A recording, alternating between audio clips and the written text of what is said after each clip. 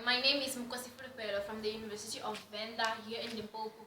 I'm going to be talking about why Earth system science should be studied at Limpopo. But before that, I'm going to just say a few things about Limpopo so that we can know what kind of place we're talking about.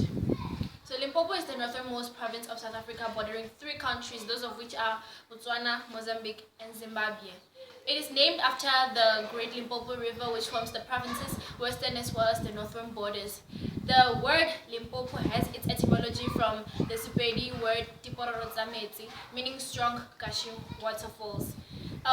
It is referred to as the Golden Horseshoe, which refers to the huge arc of unspoiled countryside. It is gracefully named the Garden of South Africa because of its large production of fruits and vegetables for the rest of South Africa. Now, looking at the definition, or rather the science of it, why I think Limpopo is a perfect place to study Earth system science, I will start the mini story by telling you what Earth system science is all about. So, Earth system science is the study of natural workings of the Earth system and how it reacts to changes. It aims to investigate complex problems caused by human activities in interaction with the natural changes in the Earth system. Looking at the definition, we will now look at the biology of Limpopo. Limpopo is a place of primeval bushveld and unspoiled wilderness. It is the home to the world's largest baobab tree, found in the vicinity of Niani in Mujajis Grove. A variety of vegetation can be found in Limpopo. I will give examples of the pink hibiscus, the baobab of course, the Barberton daisy, the willow, and the marula tree, which is found almost everywhere in Limpopo. This makes it great for scientists to conduct a great study over a small area of land, thus reducing money for conducting the study. Of course, I can't leave out our very own sacred national park, and that is Mapungubwe.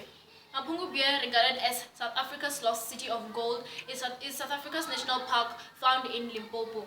It was declared a World Heritage Site on the 24th of September 2004, and that is Heritage Day.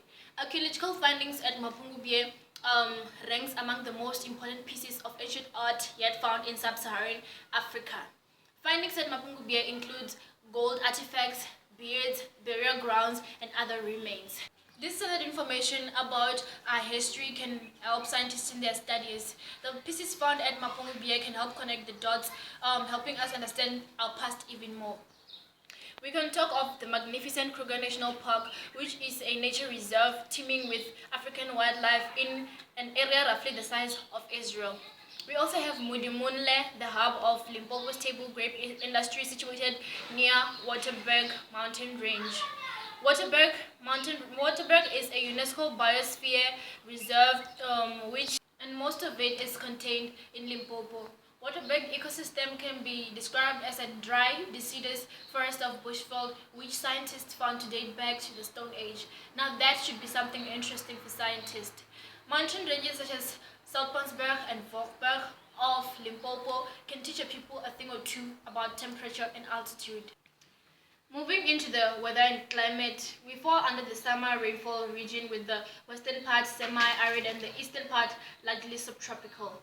Winters in Limpopo are mostly frost-free, mild, and dry. The large portion of the province has a mean annual rainfall of 300 millimeters to 500 millimeters, and the southwestern part up to 700 millimeters, and in the low-fall rainfall can exceed 1,000 millimeters per year in places. Prevailing winds from the southwest Indian Ocean are said to be of a certain, if not most, influence on Limpopo's climate. The wind patterns in major towns suggest that the wind direction is from an easterly to a northeasterly direction. Limpopo is a mixture of deep rural, and urban. This, in my opinion, suggests that it is easy to study anthropology and help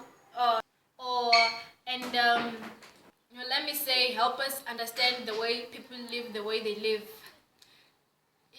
And it might bring a sort of a solution to human input into global warming, since the people in rural areas tend to be the greatest contributors.